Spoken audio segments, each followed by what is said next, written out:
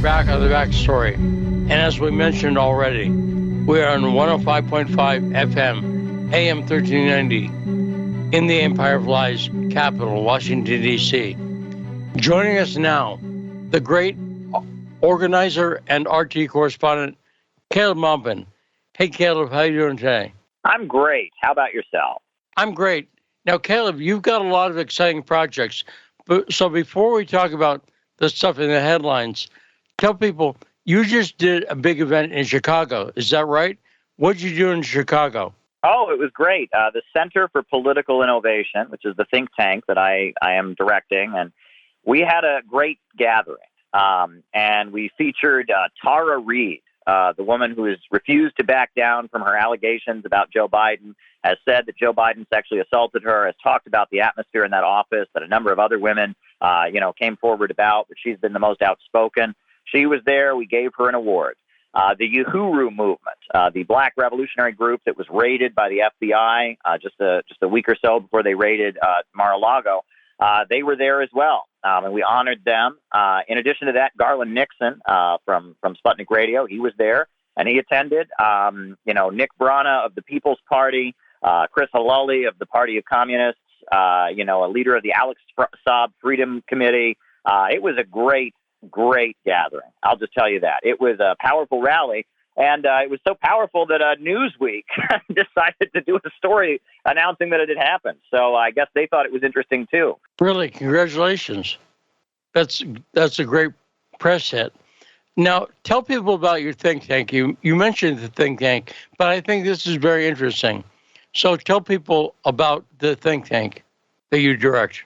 Sure. Well, it's the Center for Political Innovation. And the idea is to, kind of develop a kind of socialist thinking that is unique to the United States. And, in China, they call their system socialism with Chinese characteristics.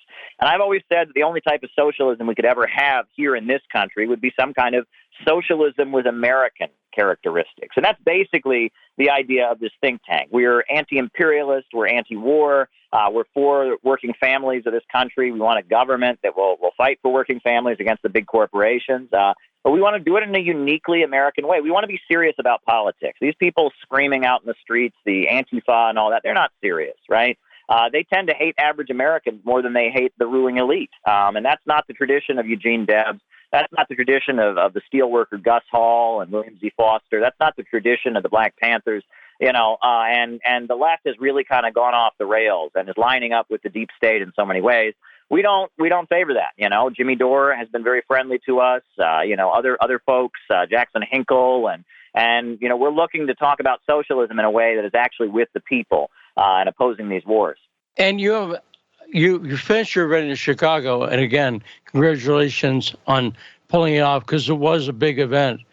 But that's not your last event. You have something else coming up.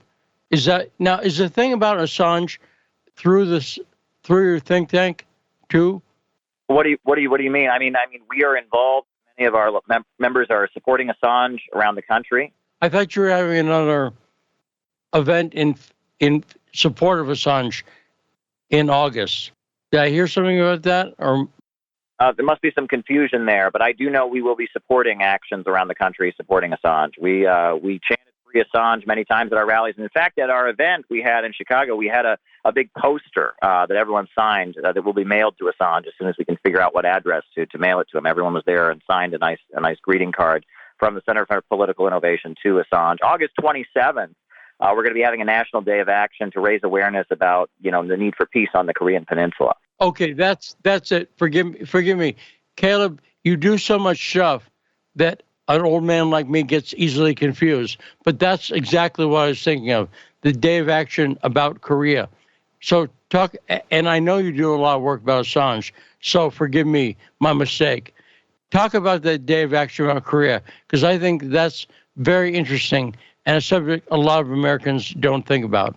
Well, sure. Well, Korea is starting to heat up again. We all heard about Taiwan and Nancy Pelosi and all of that. But the Korean Peninsula is now starting to intensify, And so at this point, the sentiments in South Korea are overwhelmingly in favor. They like what Donald Trump did. The fact that Donald Trump went to North Korea, the first American president ever to actually go to North Korea as president, The fact that on top of that, that Donald Trump started the possibility of negotiations, but then it was pretty clear he was being sabotaged by John Bolton and others. And at this point, people in South Korea, they want peace, and they've made that pretty abundantly clear. People in North Korea has wanted peaceful reunification with the South for a long time. And so on August 27th, around the country, we're going to have some small informational leafletings, some signs and stuff. And we're going to try to, put on record that there are also Americans who feel that way, that we should be bringing the Korean Peninsula together and talking about a way we could demilitarize, get those American GIs home.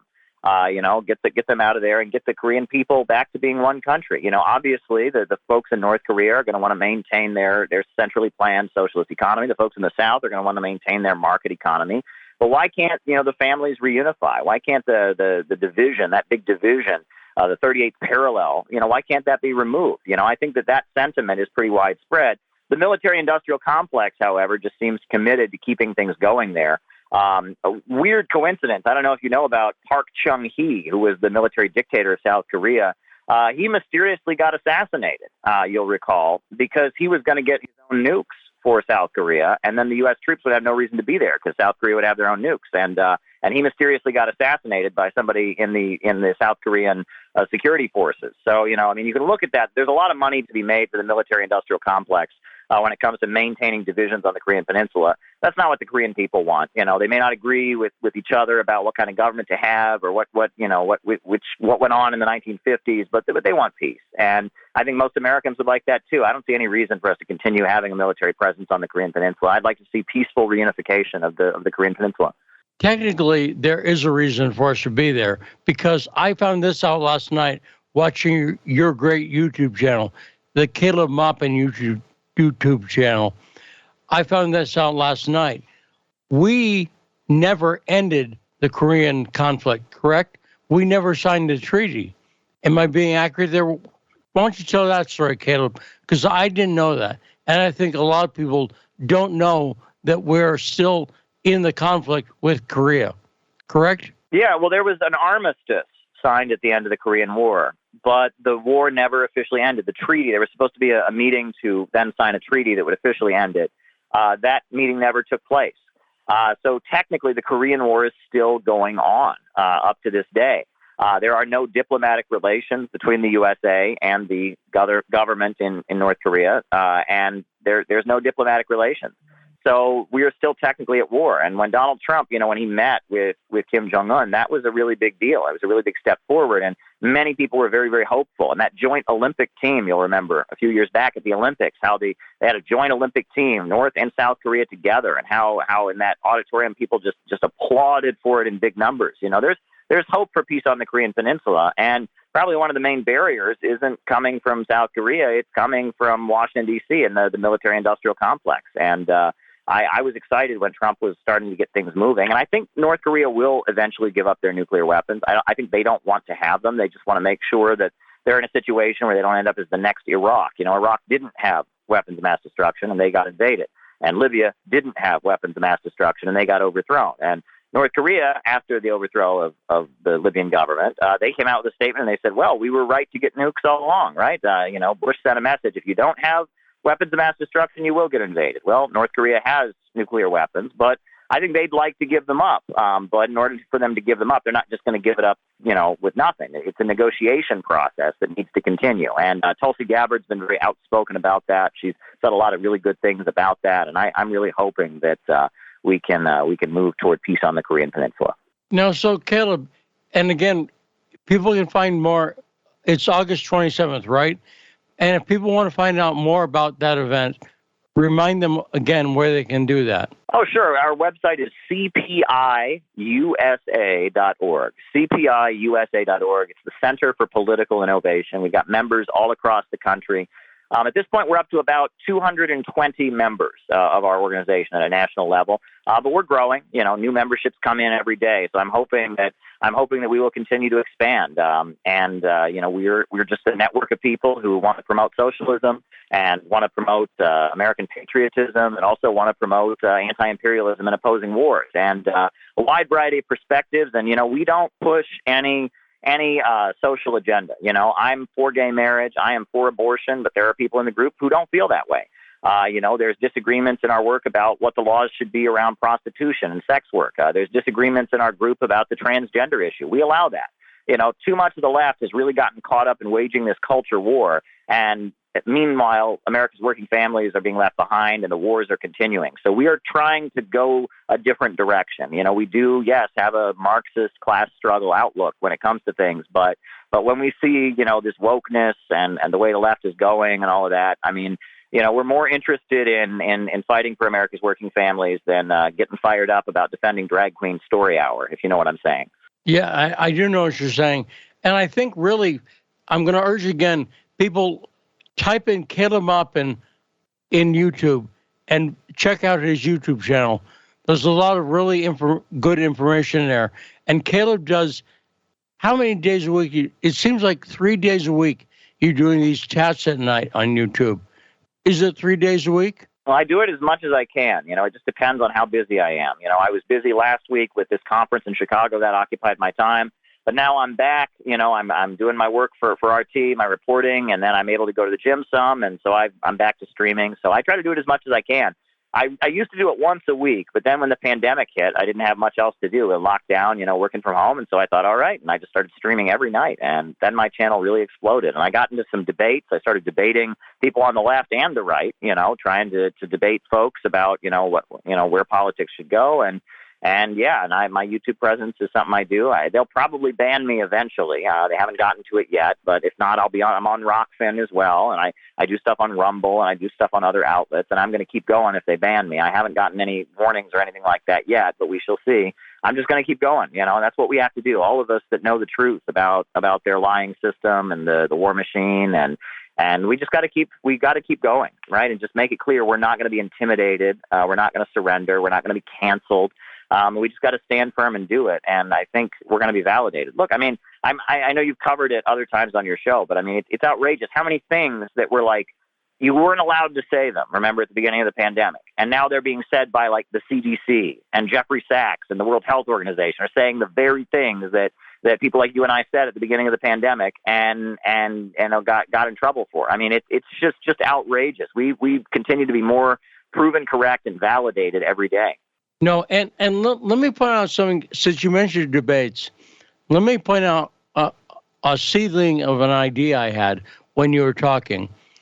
You said something last night on your chat on YouTube about, you were talking about populism, and you made a statement that all populism requires socialism. So I'm sure I'm missaying it slightly, but what did you say last night, Caleb? So what is populism, right? Populism, as I've always understood it, is like a political movement advocating on behalf of the people against an elite. And that's what socialism has always been. It's about, you know, the struggle of the working people against the small group of people who own the banks and the factories and industries. I mean, socialism is inherently populistic, right? And that if you're going to be advocating for making a better life for the people at the expense of the elite, that's going to lead you to do socialistic things like provide health care and jobs. And, you know, I think about the great populists of American history, Huey Long, for example. You know, this Huey Long, you know, and they called him the Karl Marx of the hillbillies, I think was one of his nicknames, Karl Marx of the hillbillies. You know, they had cartoons of him with hammers and sickles and such. And he always said, well, I'm not a communist, but I'm going to save America from communism. If you don't let me go in here and share the wealth, that's what he called for, share the wealth. You don't let me go and do that, you know, America's going to have some kind of violent communist revolution. So I'm here to save the country from communism. That was his response. But you know, Huey Long was a great friend of African Americans, you know, really promoted African Americans, you know, and in Louisiana, it was a Jim Crow state at the time. And actually, Huey Newton, the founder of the Black Panthers, is named after Huey Long. His family lived in Louisiana, and they named their son after Huey Long. And that Huey Newton's father would always talk about how it was because of Huey Long that black women were able to become nurses in the state of Louisiana. That was because of Huey Long. And he remembers Huey Long's radio speeches where he talked about the need to have black nurses and how that happened. And that's in the autobiography of Huey Newton, Revolutionary Suicide. So, the populist movement, populism, shouldn't be a dirty word among people who believe in socialism. And on top of that, if you are a populist, if you're against the deep state and you're against the elite, you ought to be looking into socialism. And yeah, obviously it's going to be different kind of socialism than some of the stuff we're seeing out there now. It's not going to be MSNBC socialism, but socialism is populism when it gets down to it. Now, I think it would be very illuminating for the audience if we had you on for debate, perhaps with one of our guest co-hosts, maybe Mark Frost, to have, because I think civil debate, when it's not just bickering or yelling at each other, obviously people can learn a lot from a civil disagreement. And I would like to disagree with you over the fact that elitism needs to be socialist. I think it often is, but I would like to have you on to discuss that. And Caleb, would you be open to coming on for debate about populism on the show sometime? Absolutely. I would love to do that. Yeah, we'd love to have you because we'd love to have you on the show. Now, let's talk about some of the issues that it did. And you brought up nuclear stuff. So before we do this, I want to play a clip from the network RT. I don't know if you've heard of it. There's an enterprising young reporter over there who did a great piece on the situation with Ukraine and Russia and the nuclear plant that's getting missiles lobbed at it. So let's hit that clip, shall we? Hit it. Attacks from the Ukrainian army continue. A nuclear catastrophe could happen at any moment. Then huge territories in Ukraine, Russia, and Europe will be under the threat of radioactive contamination. The real scale of a nuclear disaster at the plant is impossible to even imagine. In this case, the entire responsibility for this will fall on the Western sponsors of Kiev. Well, at the 15-member body that leads the United Nations, the UN Security Council, in their chamber in Manhattan, we heard from the representative of Russia, who raised the alarm about the dangers posed by these attacks on this nuclear power facility. He emphasized the deals that Russia has offered to secure this power plant, to secure that we don't have some kind of nuclear disaster. Now, when the representative of the United States took to the floor, basically the U.S. representative said that any potential fallout or danger from the attacks on the nuclear power plant, they fall squarely on Russia's shoulders, simply because Russia is involved in this special operation. Here's the response of the United States to what seems like a very clear danger. The cause of the situation at the Zaporizhzhia facility is not a mystery. It is another tragic result of the Russian Federation's decision to further invade its sovereign neighbor, Ukraine. Russia alone created risks, and it can eliminate those risks now by withdrawing from Ukraine. Now, the Russian representative talked about how this fits a pattern. It talked about how the Ukrainian forces will embed themselves into civilian areas, using civilians in effect as human shields. And this is essentially nuclear blackmail. It's an attempt to force the Russian military out of a certain area, or else there could be some kind of disaster, which would then be blamed on Russia, even though it is Ukrainian forces that persist on escalating things near this power plant. Now, it's important to note, right, the fact that Russia is raising the alarm and has been raising the alarm about the dangers posed by attacks on this facility, and has been trying to get the International Atomic Energy Agency involved in dealing with these threats for months. And today at the UN Security Council meeting, we heard the head of the IAEA. He basically said that there is at this point no immediate threat. The experts have preliminary assessed that there is no immediate threat to nuclear safety.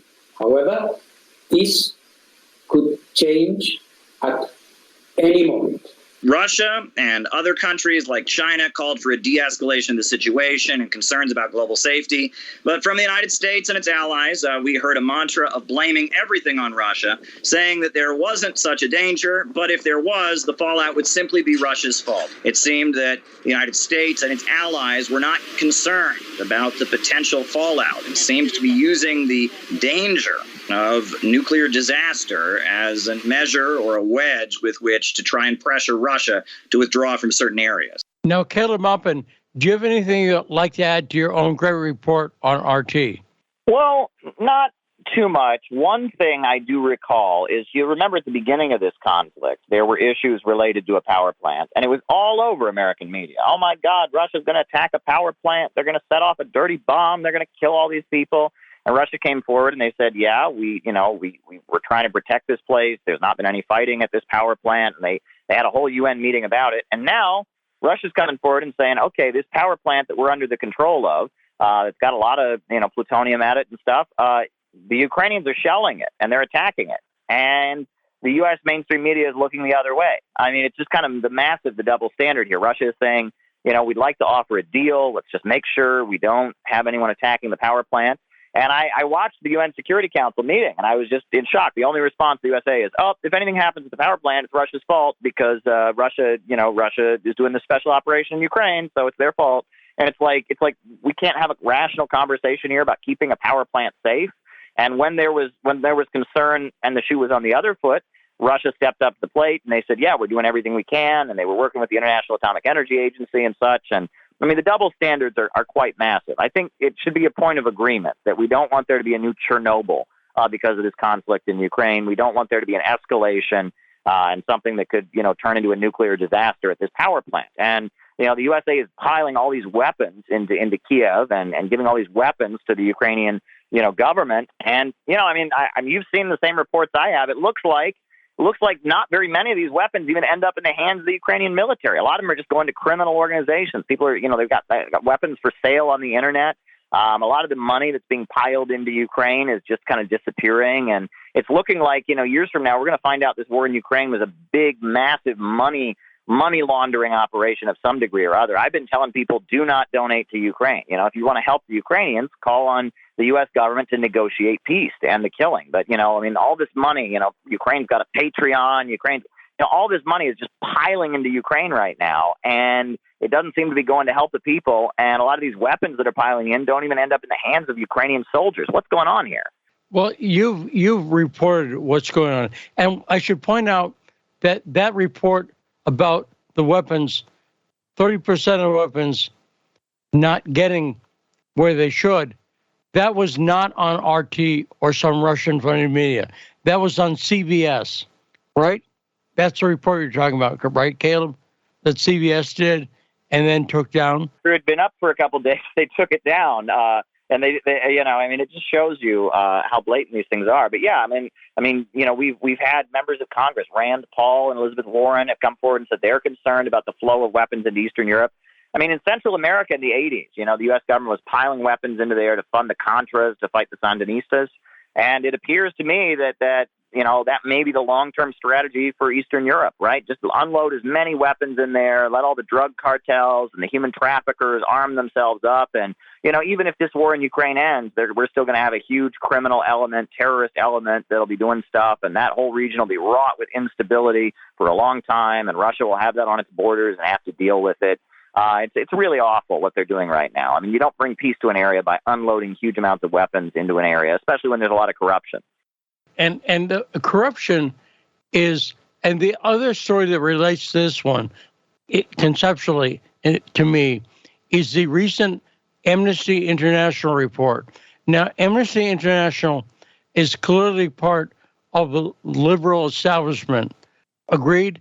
Amnesty International, for years, is not an objective source. It tends to show up in anti-Russian stuff and tends to show up always taking the liberal establishment line.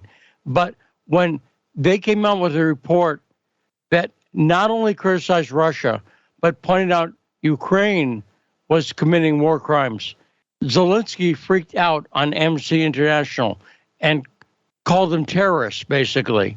Do you see that as another example of Zelensky's attitude towards the truth, Caleb? Of course, and it shows that they've got the Ukraine veto, just like that story that CBS did that now has been taken down from the website. It's like if something you say is deemed to be not following the Ukraine script, even if it's true, there seems to be this force that can get it removed.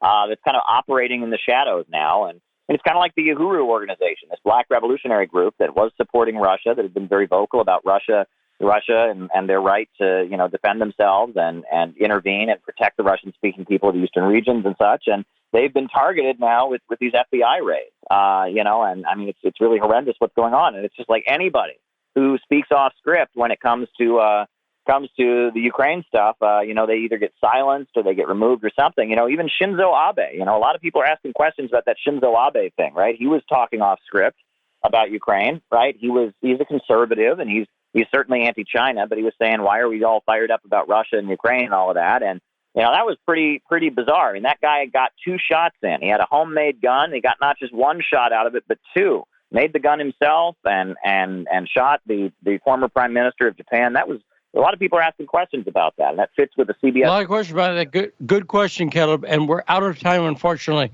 Fantastic conversation, as usual. The great Caleb Maupin. Let me urge you again, go to YouTube and search for Caleb Maupin's name and sign up, subscribe to his channel, and hit the notification bell so you get notified when he does videos. Caleb Maupin, thanks so much for appearing on The Backstory. Let's take a short break, and we'll be back with more on The Backstory.